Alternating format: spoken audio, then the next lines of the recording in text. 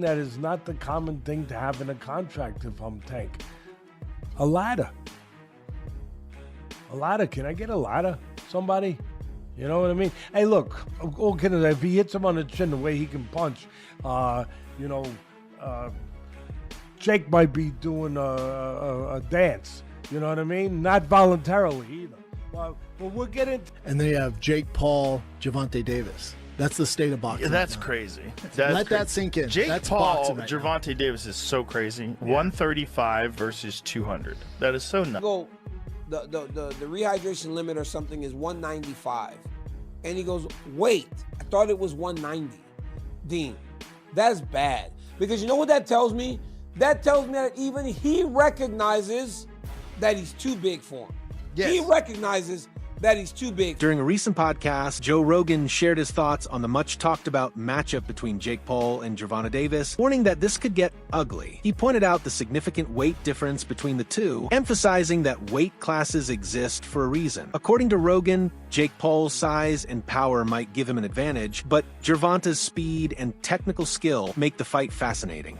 Still, Rogan cautioned that the physical disparity could turn the contest into something dangerous and potentially one-sided. Opinion is, I just want to say, in case someone calls me into court, I'm a fucking idiot and I don't know nothing. And don't take my advice. I love the Saudis. Don't take my opinion. I love the Israeli government. I love everybody. That had nothing to do with them. That was Jake Paul promoting it. You know, it's just doesn't bother me. There's compromise in the sport, and that's like bad. It's just like if I bet on it, watching it with people who are so in on it, and then also man, the sports betting apps, they introduced like chat apps in them in Australia. So it's like they're trying to take the place of social media companies where you go together and you meet your friends. Like betting should be exciting enough without having a weird. They're just trying to draw you in. They're just trying to make money, right? So they're trying to draw you in. Joe Rogan repeatedly highlighted how extreme the weight gap is between Jake Paul and Gervonta Davis. Paul has been competing near the cruiserweight limit, roughly around 195 to 200 pounds, while Davis has spent most of his career at lightweight, hovering around 135 pounds. It's happening. WBA lightweight champion Gervonta Davis, who's unbeaten in 31 professional contests, takes on the self-proclaimed problem child, Jake Paul, one of the most influential and marketable global personalities. Paul and Davis square off in Miami after doubts around the fight being sanctioned in Georgia triggered a change in venue. Neither fighter can weigh more than 195 pounds. The weight is perhaps the most surprising factor. Paul has boxed most of his career around 200 pounds, the cruiserweight limit, but did tip the scales at 227 pounds when he faced off against Iron Mike Tyson last year. Davis, much smaller in stature, competes at the 135 pound mark and has also won world honours at super featherweight. And despite some discussions about possibly dropping down to 10 ounces, the pair seem set to wear 12-ounce gloves. And in terms of distance, despite the exhibition tag, the fight will play out over 10 3-minute rounds with 3 scoring judges at ringside, but the result will not be officially recorded on their professional record. Boxing purists and athletic commissions have also voiced strong criticism. Many argue that a matchup with such a massive weight disparity would never receive approval under normal regulation. Even with catchweight agreements or exhibition labels, they claim these kinds of mismatches undermine the integrity of the sport. He should beat Jake Paul, shouldn't he? No, he shouldn't. You don't think... Sorry, so... I thought we were all unanimous here. Do you think Jake Paul beats Gervonta Davis? 70 pounds is 70 pounds. Gervonta Davis is very small. 5'5". He's tiny, bro. 5'5". That's You what I'm got saying. Jake Paul He's a little 6'1". man. If Jake Paul's tucking up move on and absorbing punishment for walking forward, then look, there's a way to one. Rogan views this fight more as a spectacle than a genuine competition. He remarked, 135 versus 200. That's just insane, stressing how unrealistic such a matchup is from a traditional boxing perspective. Rogan also expressed concern about the safety risks, noting that when one fighter carries that much extra weight, the power behind each punch increases dramatically. That imbalance, he warned, raises the potential for serious injury, as the smaller fighter could be far more vulnerable despite having superior skill. Boxing, so you got Canelo Crawford, you got Mike Tyson, Floyd Mayweather, that's happening, and then you have Jake Paul, Gervonta Davis. That's the state of boxing. Yeah, that's right now. crazy. Let that sink in. Jake That's Paul, boxing right now. Gervonta Davis is so crazy. 135 versus 200. That is so nuts. They're all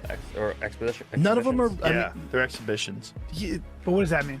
Just means that you don't really. Nobody wins. They're not. Right. It's kind of. I mean, it's weird. I don't want Jake to assume they're not. It's not like a real scrap. It's not real. Really? So they're not trying to knock each other out? No. Well, Mike Tyson and Floyd Mayweather don't like each other. They have not liked each other forever. Tyson and Mayweather. Yes. But they like Mike money. Tyson and Mayweather don't like each other. Huh. If there's a fight that might be real, like where Mike Tyson might say, I'm going to knock this out, or I'm going to try to knock this motherfucker. Due to growing concern over the massive weight difference, several special conditions have been introduced for this matchup. The fight has been officially labeled an exhibition, meaning it won't be recorded on either fighter's professional record. Additional rules include larger glove sizes and an agreed-upon catch weight of 195 pounds. Interestingly, despite being an exhibition, official judges will still be assigned to score the bout. If you do fight, what weight would it be at? 195. Oh, wow. So he would go all the way from 40 to 95? Yeah, I mean, it would be an exhibition. Okay. But, and so what does that mean? Is that 3-minute rounds? Yeah, 10 3-minute rounds. And when you say exhibition, like, what are the restrictions on that?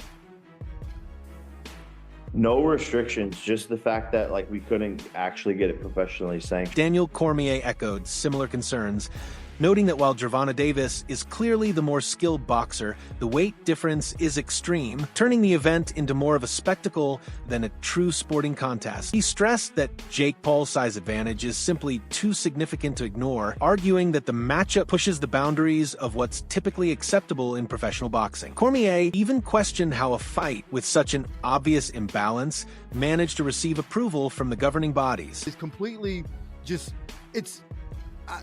I can't say the word that I want to say because I don't want to get canceled, but this fight should not be happening. And the press conference was embarrassing. Gervonta Davis should not have a mic in front of him. It was absolutely embarrassing watching this thing. D, why, D? Just the fact that like every time when Jake Paul would say something to Gervonta Davis, he didn't know how to answer it. He was comparing himself to like P. Diddy at moments, and I was like, oh my God, get a mic away from this guy. This fight shouldn't be happening. And then he didn't even know what weight they were fighting. He's like, I thought it was 190, it was 195. That was the craziest thing.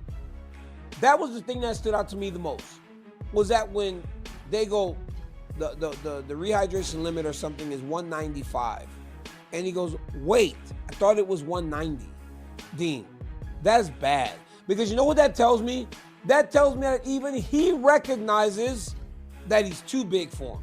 Yes. He recognizes that he's too big. Cormier pointed out that many fighters today cut huge amounts of weight just days before a bout, often leaving themselves severely dehydrated. When that's paired with a major size difference inside the ring, the risk doubles. The smaller fighter already faces a physical disadvantage, while the bigger but drained opponent can also be compromised. In matchups like Paul versus Davis, where one fighter can rehydrate and enter the ring significantly heavier and stronger, that imbalance becomes even more dangerous.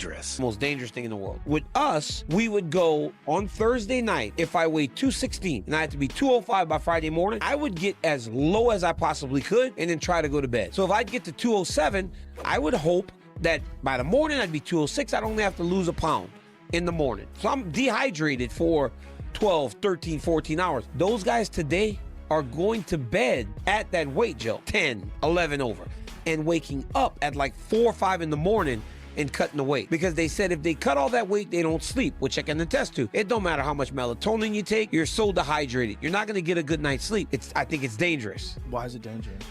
Because you have to cut 10 pounds in 4 hours. If you don't, you're screwed. Because the worst possible feeling, you expect to lose 8, but you might lose 6 or 5.5. And then you're like, Cormier also expressed disbelief over how the Jake Paul versus Gervonta Davis fight has been organized, saying the entire setup seems flawed from the start. He recalled the press conference where even Tank appeared unsure about which weight class the bout would take place in. For Cormier, that uncertainty isn't a small detail. It's a clear sign of how unusual and poorly structured the event is. In a sport built around strict weight divisions to protect fighters and maintain fairness, the confusion surrounding this matchup is deeply concerning. Jake Paul. Yesterday they had their first press conference. One of the most recognizable things is Jake Paul is huge compared to Gervonta Davis. And two, Gervonta Davis don't even know what weight they fighting, D. Maximum weight of 195 pounds for this exhibition. The fight will be contested over 10 3-minute rounds. I said it was 190. The fight is 195 pounds, Tank, as you know. DC, I watched this, and we have our priorities way misplaced when we're talking about boxing. Like, everybody's complaining about this Ali act and all. Like, how is something like this allowed to happen? How is Jake Paul allowed to fight Gervonta Davis? It's I don't know. Completely unfair. It is completely just, I can't say the word that I want to say. Coach Calvin, Ford has shared a cautiously optimistic view about the upcoming Jake Paul versus Gervonta Davis fight, though he's been upfront about his safety concerns. He acknowledges that the size difference between the two fighters is extreme, but notes that Davis willingly accepted the terms, so Ford isn't stepping back. His biggest issue, however, is with the glove size. Ford explained that 12-ounce gloves are generally used for training, not competition. He proposed a compromise. Davis should wear 8-ounce gloves while Paul uses 10-ounce to even things out and reduce risk. Ford said he brought this up with Paul's camp, but they reportedly declined, insisting on the same glove size for both fighters. The concern is, the gloves. You understand what I'm saying? Because we don't fight in 12-ounce gloves. We don't use 12-ounce gloves. That's training gloves, you know what I'm saying? I'm like, that's 2 pounds away from Jake. He fights in 10s. Tank fighting 8s, so he losing 4 ounces. So my thing is, I said, they said, put Tank in 8s, put him in 10s. That makes the fight more interesting. You know what I'm saying? And we'll go from there, because I understand. And I brought that question up to one of his handlers. They was, no, we don't want to do no mixed match. It's supposed to be an expedition. What's the matter? What, now y'all want the wins and the loss. You know what I'm saying? All these prescriptions, but you want to be great. Being great is really pushing the envelope. You know what I'm saying? Tank don't really care, So when I brought this up, he said, dang, facts. You know what I'm saying? So again, he can weigh the 10s and we weigh the 8s. Then we got. Despite his concerns, Coach Ford still believes the fight is doable. He points to his experience watching Gervonta Davis handle bigger opponents during training sessions and sparring in the gym. Ford also defends Davis's decision to take this bout instead of pursuing a rematch with Lamont Roach, arguing that fights against bigger names bring greater visibility and that most top fighters would jump at such an opportunity. He explained that their initial focus was on preparing for a Roach rematch, but the offer to face Jake Paul came as a much larger opportunity. While Ford admits that a rematch with Roach made more sense from a purely competitive standpoint, the Paul fight offers far more exposure and financial benefit. He insists Davis has earned the right to make those choices, emphasizing that sometimes fighters must take calculated risks to elevate their careers, that UST take advantage of bigger doors when they open. How are we with everything, man? How's Tank been? In a good headspace, great headspace, looking good, just trying to go through our stages, it's like pre-camp, then camp, get them from, we ain't fought in a while, you know what I'm saying? We was getting prepared for a Roach, and then we got blessed with this fight. That's how I look at it, Interesting comment there that they were getting ready for the Roach rematch, and then this fight was, he said they got blessed with this fight, but this fight came through. So the plan was actually to go and rematch Lamont Roach, which is something that I think he should have done. I think they for Tank's legacy, for, just the sanctity of pro boxing when it comes to a world champion and what they do with that world championship belt, I think he should have taken the Lamont Roach rematch. It seems like they were going to, but the obvious reason that everyone, I think, knows why they didn't is because Netflix and a Jake Paul fight come with a massive bag. Like, there's probably no comparison to what Tank will make to fight Lamont Roach or anybody else compared to Jake Paul. Whether you like that or not, it's the truth. He is a money fight, and so is Tank. And that's why they're going to do a shit ton of viewers on Netflix and why they're going to both make a shit ton of money. So the point I want to take away from that is that they were starting to get their minds and body ready for Lamont Roach, which means that Tank was in somewhat of a serious pre-camp, right? Somewhat of a serious workout regimen, getting himself in shape. Not that Tank is super out of shape out of camp. I don't know that.